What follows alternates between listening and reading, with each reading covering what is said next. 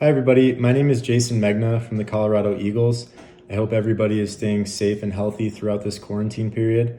For all you kids out there with school cancellations and whatnot, I hope that you guys are trying to learn something new every day to keep yourselves busy. I'm going to read a book today.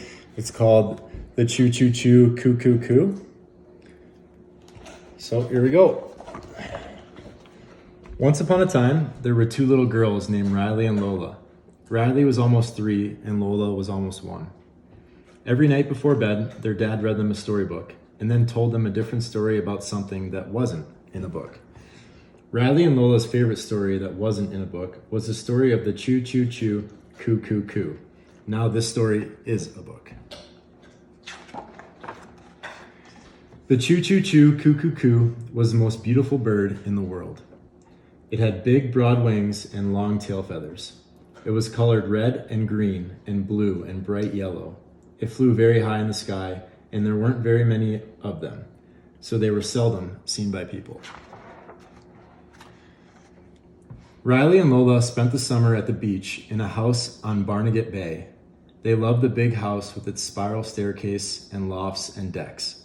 From the lookout on top of the house, you could see from the bay all the way across the island to the ocean.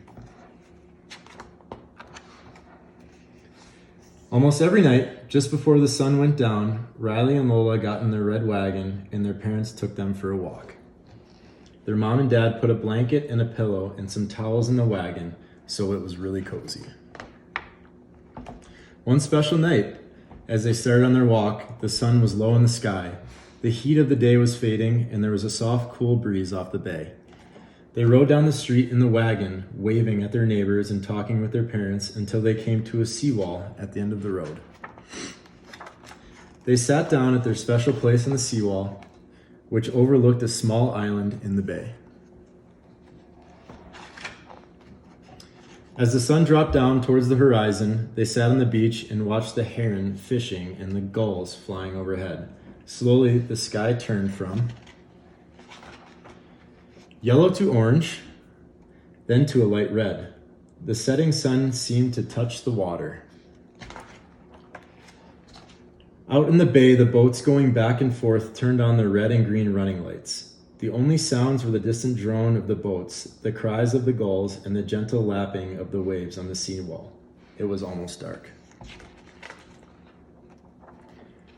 And that's when they saw it.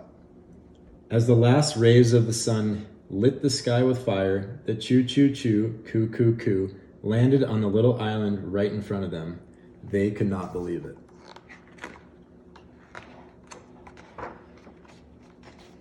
He was red, green, and blue, and bright yellow. His big, broad wings and his long tail feathers were just as they always had imagined them. He was the most beautiful bird they had ever seen. Then the sun fell below the horizon, and the sky turned from a flaming red to a dark purple, and then to a deep midnight blue.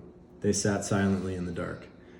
Then the moon came up, and in the faint silver light of the half moon, they could see that the Choo Choo Choo Coo Coo Coo was gone.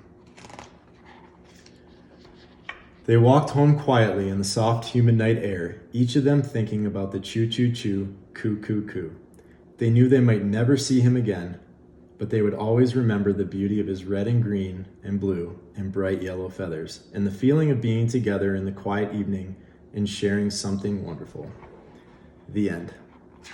I hope you guys enjoyed the book. Again, stay safe and healthy, and we hope to be back out on the ice soon. Take care.